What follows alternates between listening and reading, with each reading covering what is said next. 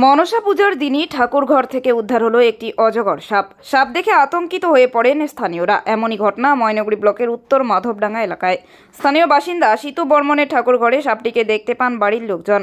এরপর পরিবেশপ্রেমী সংগঠনকে খবর দিলে তারা এসে সাপটিকে উদ্ধার করেন। জানা গিয়েছে এটি একটি বার্মিজ প্রজাতির অজগর সাপ, যার দৈর্ঘ্য আনুমানিক 7 ফুট। সাপটিকে উদ্ধার করে রামসাই মোবাইল স্কোয়াডের হাতে তুলে দেন পরিবেশপ্রেমী সংগঠন। এছাড়াও এদিন গোখরো এবং দালার সাপ উদ্ধার করেন পরিবেশপ্রেমী সংগঠন। সেই সাপগুলিকে উদ্ধার করে নিরাপদ স্থানে ছেড়ে দেওয়া হয়েছে বলে জানিয়েছেন ময়নাগুড়ি রোড পরিবেশপ্রেমী সংগঠনের সম্পাদক নন্দকুমার রায়।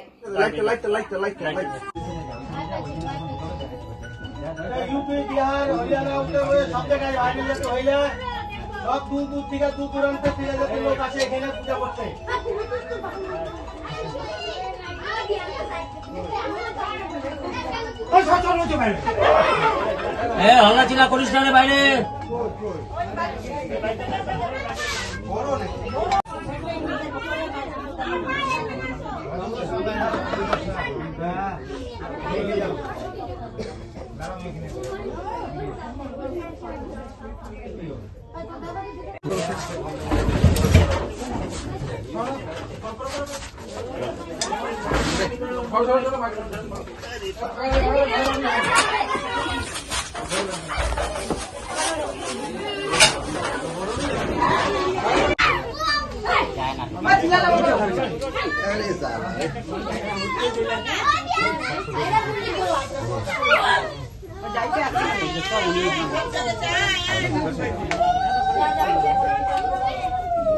নিয়ে আস পায়খানা পুকে না ঠাকুর পায়খানা পুরো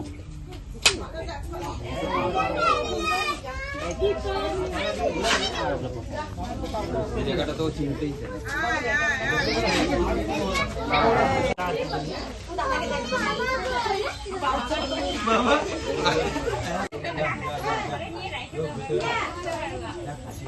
সুস্থ জায়গায় যা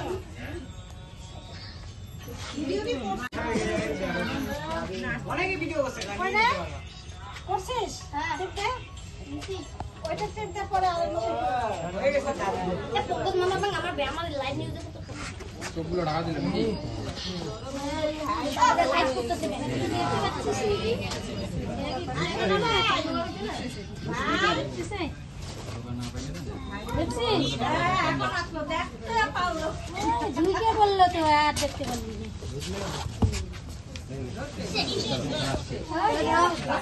হ্যাঁ, আজকেও মনসা পূজার দিনেও আমাদের রেস্কিউ হয়। একটা অজগর এবং দুটো গোখরো এবং একটি দারার সাপ উদ্ধার করা হয়। অজগর সাপটি উত্তর মাধবডাঙ্গা সিধু বর্মনের যে ঠাকুরঘর, সেই ঠাকুরঘর থেকেই উদ্ধার হয়। তারা মনসা পূজা করেন এবং সেখান থেকে পূজা টুজা যখন সামগ্রী যখন বের করতে যান, তারপরেই দেখেন যে ওই ঠাকুরের যে আসন আছে তার নিচে একটা অজগর সাপ কুণ্ডলি মেরে বসে আছে। তারপরেই সেখান থেকে আমাদের কাছে খবর আসে, দ্রুত ঘটনাস্থলে যাই এবং সাপটিকে উদ্ধার করি। উদ্ধার করে আমরা রামসাই মোবাইল স্কোয়াডকে আমরা রিপোর্ট করি।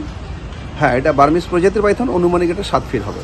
হ্যাঁ, সুস্থ ছিল। হ্যাঁ, এটা আমরা রামসাই মোবাইল স্কোয়াডের হাতে হ্যান্ড ওভার করে দিয়েছি। হ্যাঁ, আরও অন্য ময়নাগুড়ি এলাকায় দুটো গোখরো সাপ এবং একটা দারার সাপ, যেমন ময়নাগুড়ি বাজারের মধ্যে একটা গোখরো একটা অজগর সাপ দারার সাপ উদ্ধার হয়। হ্যাঁ, সবগুলো রিলিজ করে দেওয়া হয়েছে। আমরা পিপিএস ময়নাগুড়ি।